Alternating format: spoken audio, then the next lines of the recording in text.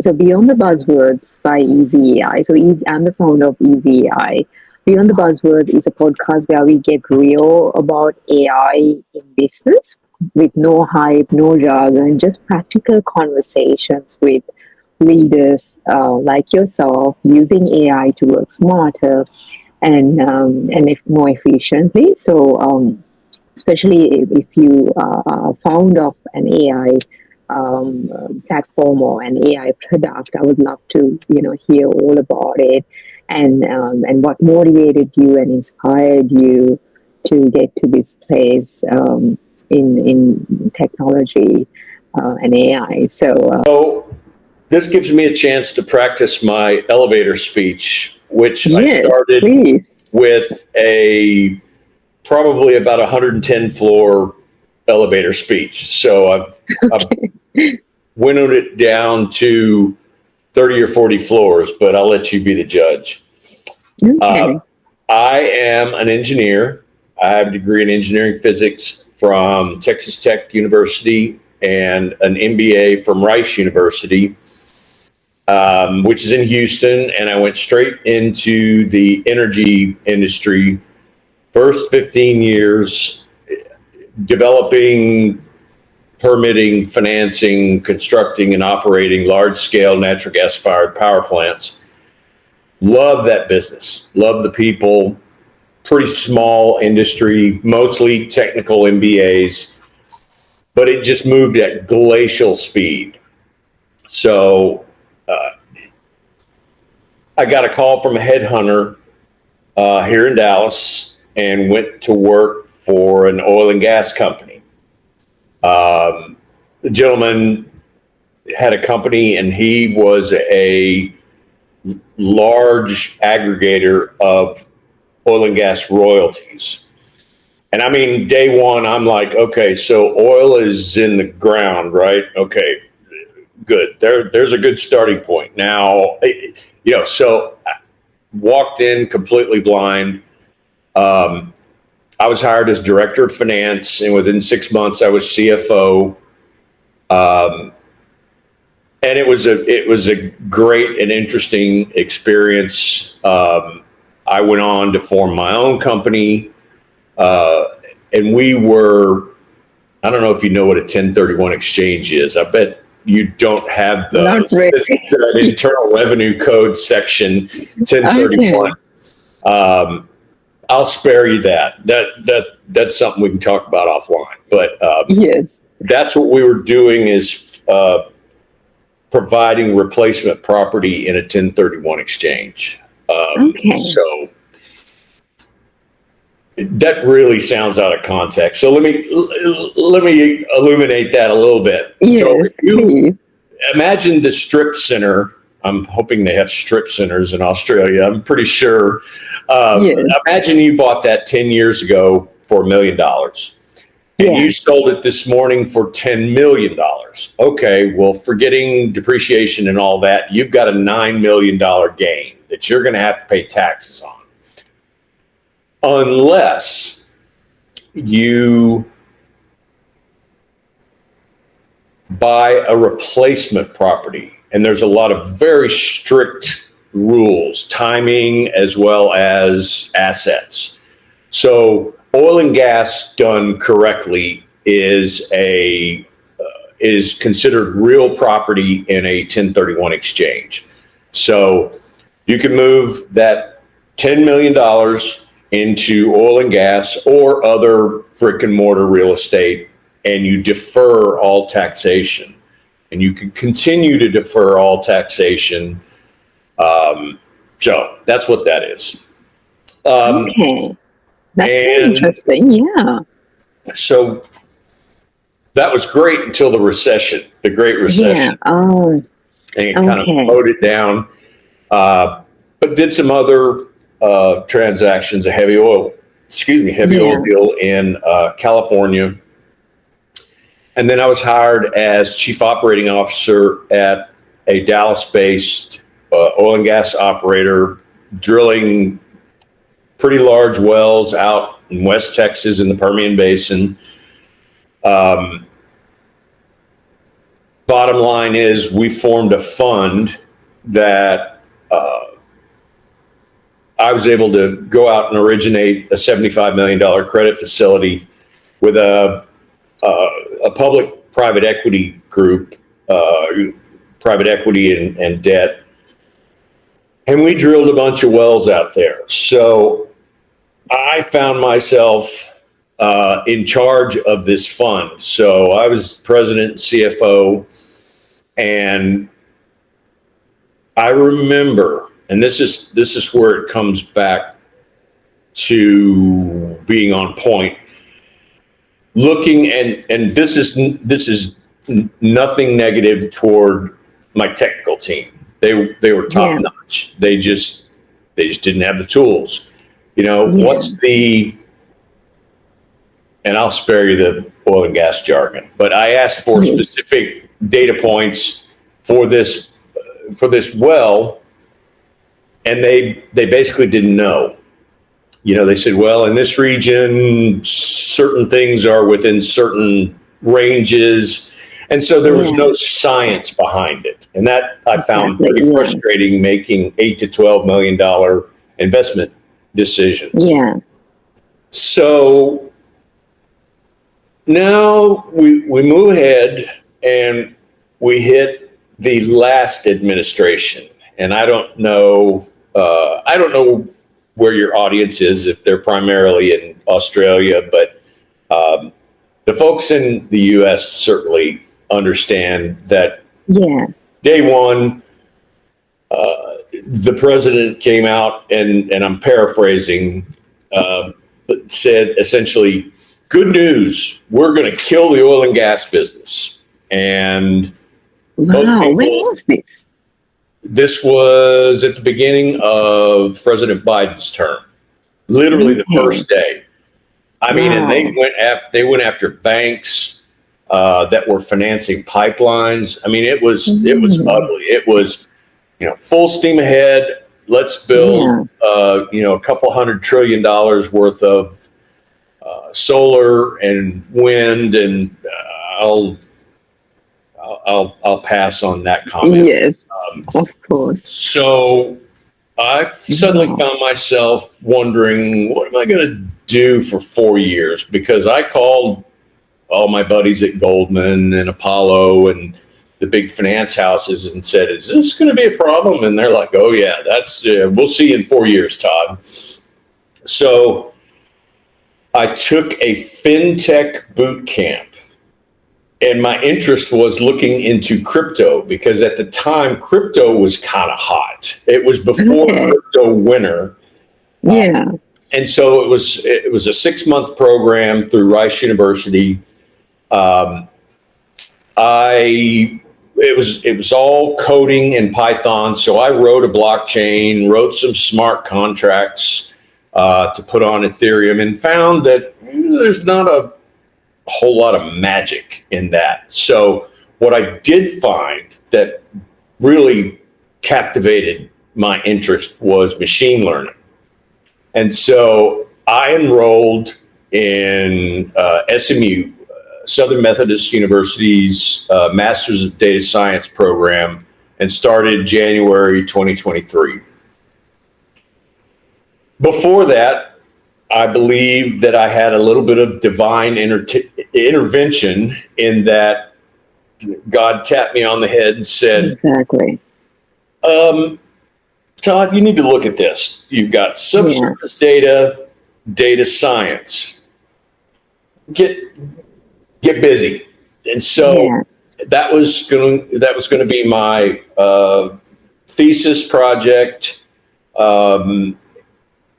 And so I dug in. I've been doing this for 2.5 years never on my own, but as I formed my company in May of last year. So literally about a year ago. And what I did initially was I looked at the exact same problems I'd had as leading an operation.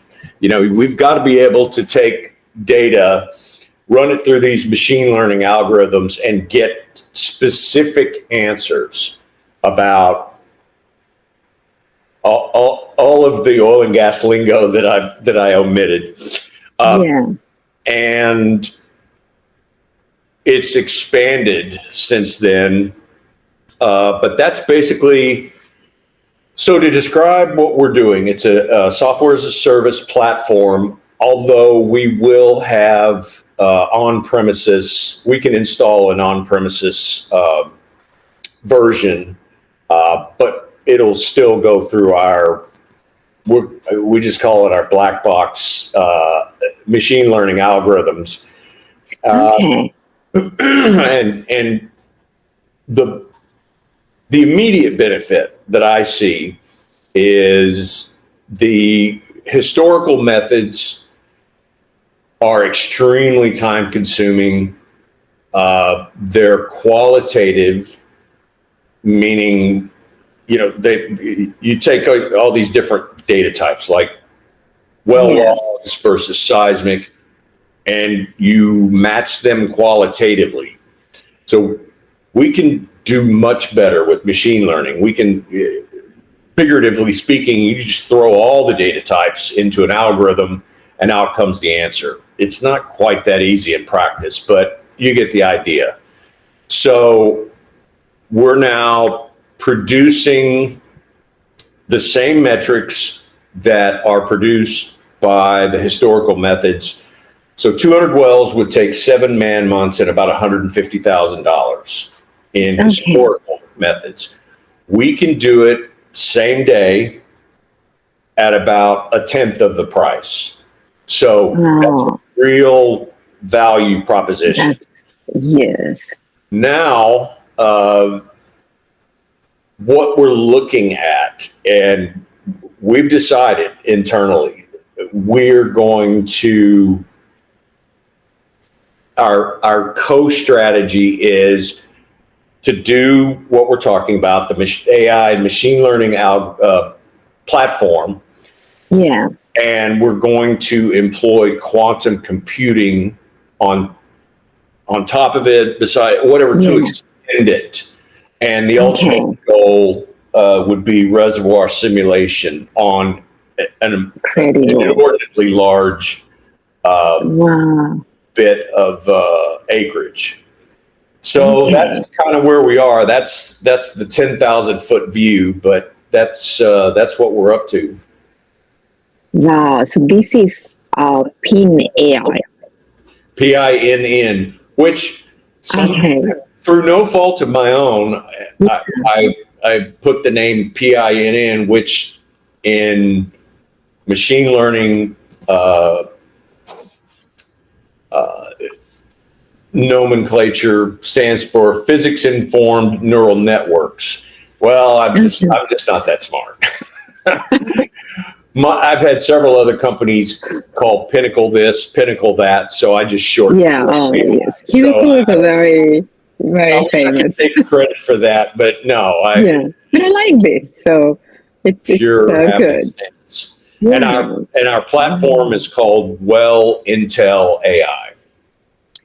Okay, all right. Maybe I couldn't find that in your profile, but okay. No, that's new, and then our quantum effort will be called probably Quantum Intel or something like that. Okay. So that I'm really excited about both of them, and as you can tell, I'm excited as you.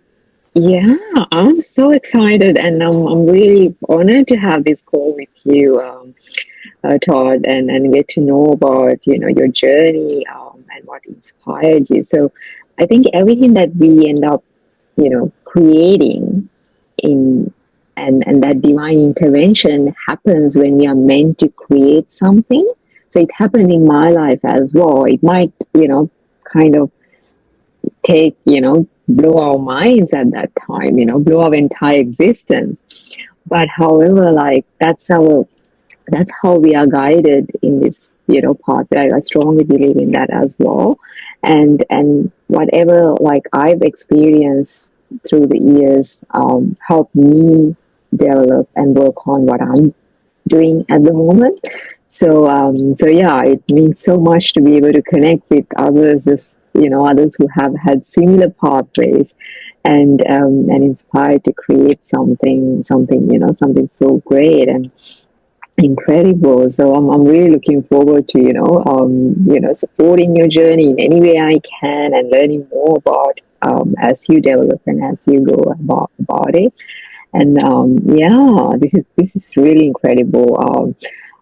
Yeah, so I have, like, I can see that in your experience that you pretty much had a very long, quite a long journey in the oil and gas So space, now you're just as calling well me as old. your.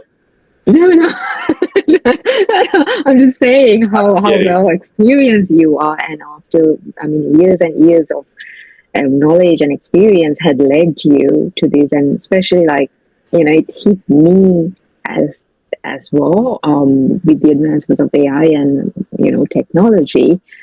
Anything that we have been facing, I mean, any challenges that we have been facing in our fields, or anything that we were exposed to, this technology has come up at a time to give us a solution. So I'm just really, I'm really inspired when I hear others' journeys panning out in a similar way, and being inspired to create something for the challenges that we've faced over the years. So yeah, and also you've had quite an entrepreneurial spirit. It looks like I definitely you've been have. working on your own businesses along the way. So I could say I've had quite a similar journey as well. Like, since the beginning of my career, I've been trying to work on my own businesses, and this kind of motivated and inspired me to keep going, because I felt like I was made to do something of my own, and create and develop as I go. In the meantime, I've had these experiences with working with other businesses, as an employee, as well as a consultant through my own business. So the challenges that I saw in during this time helped inspired me to create what I'm doing today. So yeah, I'm And really, I'd love to hear more about it. I read your bio too, and I'm also very thank you. impressed. I would love to hear about what you've been up to. Yes, definitely. Yeah, so I'm the founder of EasyAI, and the way I started this journey was during my master's, especially like the journey to emerging technology was inspired during my master's, through the studies of brain computer interfaces, and it just hit me, and I was like, yeah, technology is really leading people up to freedom, that ultimate freedom that everyone's searching, right? And then, yeah, that's when I was like, yeah, I need to somehow manage myself to be in this space, because this is where I want to be. And I got a job at PwC as a robotic process automation consultant, and this is where I got hands-on experience in most of, like, the latest technologies, and I got into cybersecurity projects, and did some business development from work in the blockchain and Web3 space, and this is quite that time where I got the opportunity. This happened during the pandemic, where I got the opportunity to work at some of the Web3 startups. So during this time, I started my own consulting business and started working across the Web3 crypto space, helping businesses with strategy for growth and tech implementation, and so throughout, like, my entire entrepreneurial journey, I even started my business in the health, hair care space, beauty space. So it's not just the technology, but pretty much like anything I felt like I could give to the world. I felt inspired to create and share what I know with the world. So one thing I face time and time again while also working with others at the same time is is the misalignment between what we are trying to create, especially in the technology space, what we are trying to create, and the growth aspects involved. So what I did find was there was like founders kind of lack that clear messaging and scalable system and like an aligned go-to-market strategy. So they were burning out, trying to do everything manually and hiring misaligned teams for business development, marketing, strategizing, and so this is when this has inspired me to come up with this solution called EasyAI Growth Engine, which I'm working on at the moment. Um, this growth engine is designed mainly for tech founders and B2B businesses who want real traction.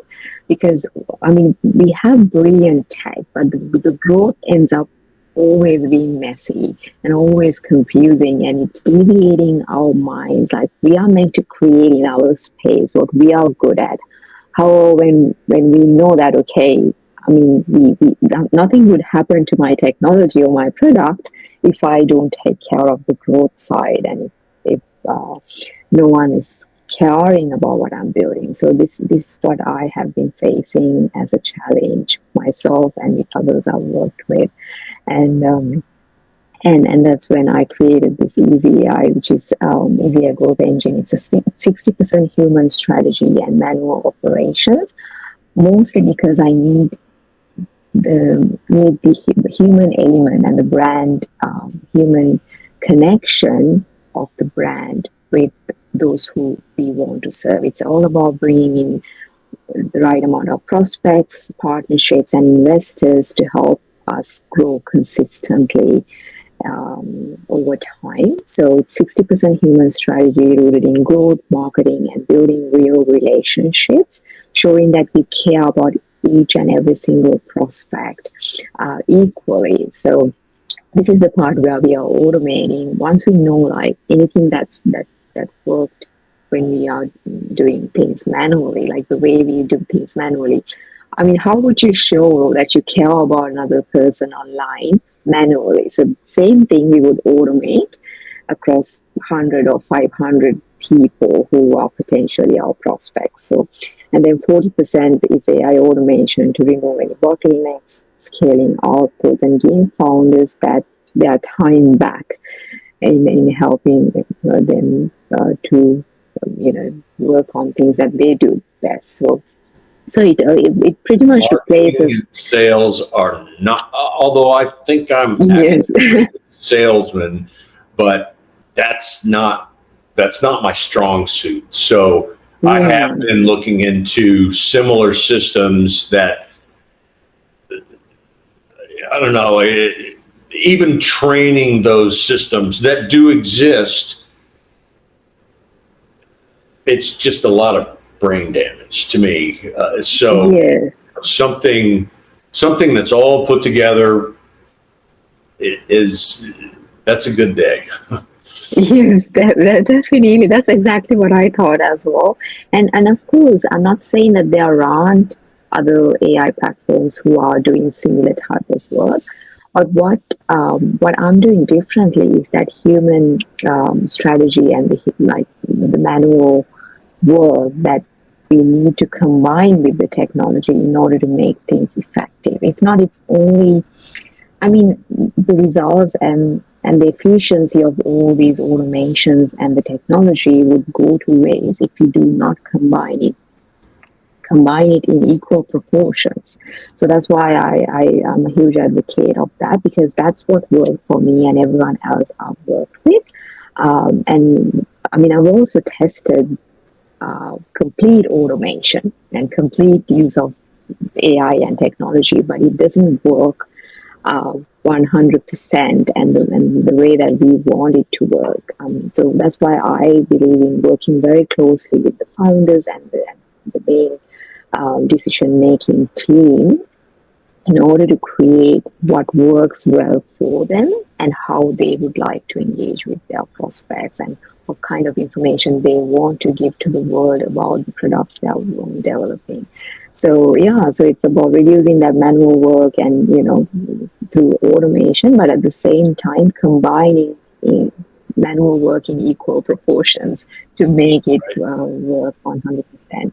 So that's just a very simple explanation, but I mean, these solutions are complementing each other. So, for example, we would help to connect with, like, if it's on LinkedIn, about 100 to 150 prospects per week on LinkedIn. Not only connect, but showing that you care. So, how would you show that you care? Like, for example, liking their content, commenting on their posts. So we will show equal amounts of care to every single person, about 100 to 150 per week. And then we could send a message, but it's definitely not going to be a pitch, long pitches one after the other. So I think you must have experienced people sending messages non-stop, repeatedly, one after the other. So this is not something that we tend to not do. Instead, we show that we care, but we could send a message simply to just say how, nice to connect. And the way we would, rather than pitching, what I would recommend doing is creating content, for example, blog articles, content on LinkedIn and other social media platforms. So when someone connects with you, and of course when they connect, they can see what you're working, right? And Right. if you talk about, like, you connect with your prospects, and if you talk about the problems that they are facing, and how you're providing a solution to their problems, it would immediately grab their attention. So creating content, focusing on their problems, and solution-driven content based on different buyer types and psychology is something that are very complementing to this solution. So once, like, the first step is building relationships and then providing value through content.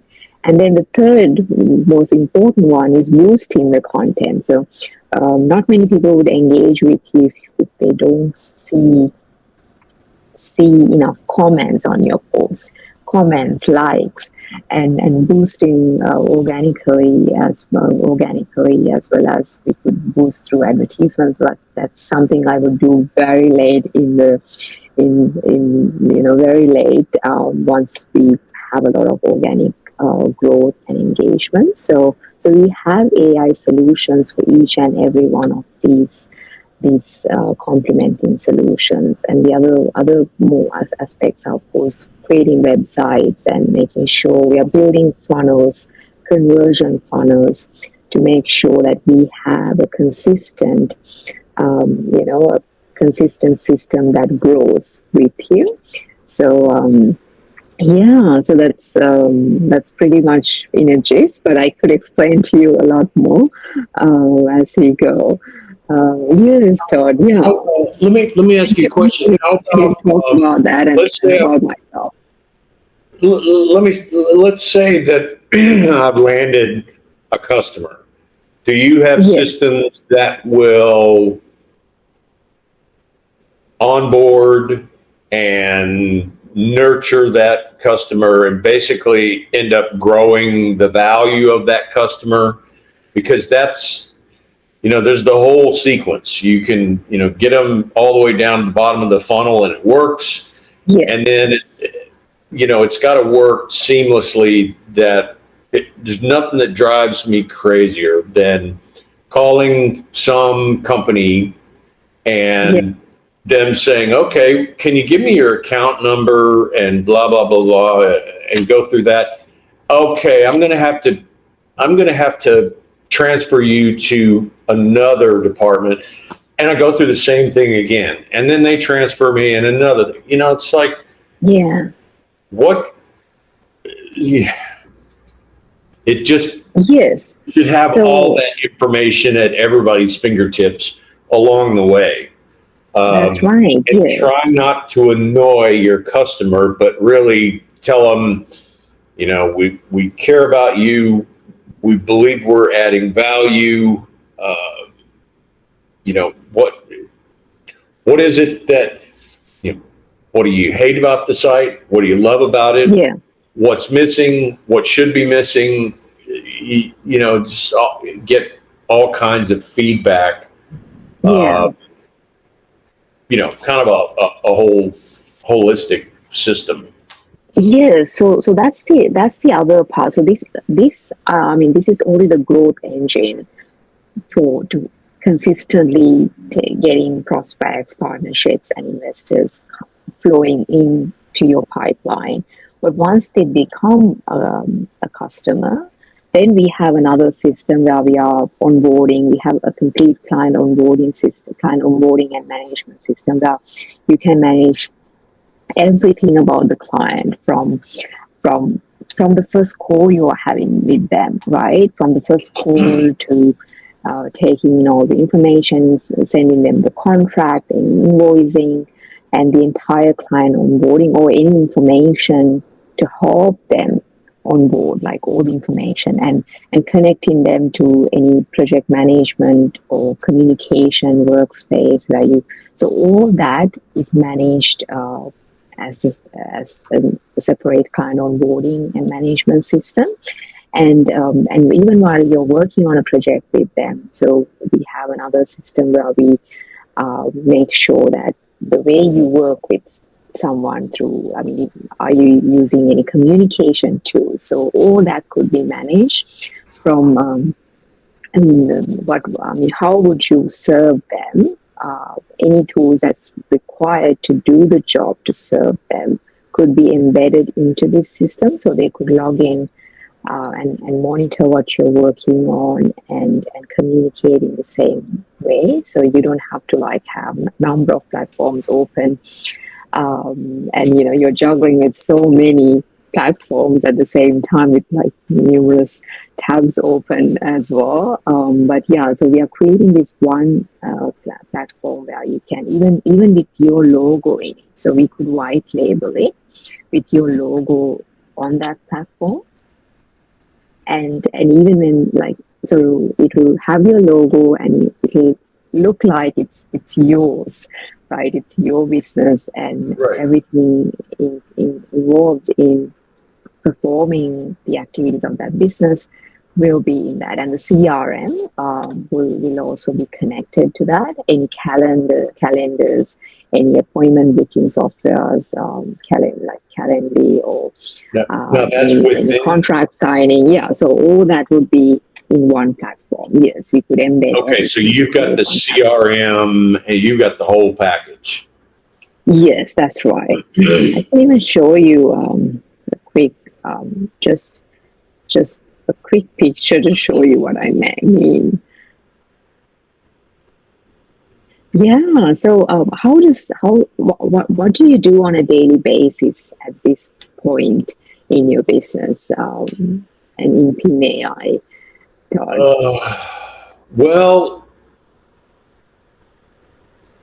what I've done over the past year is tried to make enough contacts with the right people, which I system. So, Okay. if we have a customer that comes on that has 100 wells, so the system will ingest it, sort it, clean it, map it, normalize it, Okay. perform exploratory data analysis. So, and then it goes into our proprietary algorithms to find the answers that they need. Okay. So we've designed a system that person with 100 wells or whatever I said, Yeah. or 100,000 wells, that the compute resources will instantaneously expand and contract using different protocols. Kubernetes is what steers it. But yeah, so that's what I've been doing. I have a partner now, and I call her the unicorn because she's got a PhD in geophysics, and she's also an AI machine learning guru. So yeah, so, and she's great. She's already thrown such amazing ideas. So yeah, I'm really lucky to have her. And then another colleague from SMU. She's the one that is the quantum guru. And it all comes full circle, Denali, because I've just, in the last month, I've started reading books, and mostly I listen to them, about, quantum computing. There is a quantum computing for dummies, but this is not the one quantum computing, for beginners. And it was pretty detailed. And believe it or not, the physics from several generations ago, when I got that degree, started coming back like, this makes sense. And it's not trivial. For example, I tried to explain it to my daughter. The first thing I said is, okay, I need you to suspend reality. Now, let me explain this. It's kind of like when you walk into a movie. But anyway, that's what we've been doing, is trying to get the systems, get the right people in place, and I've really kept it quiet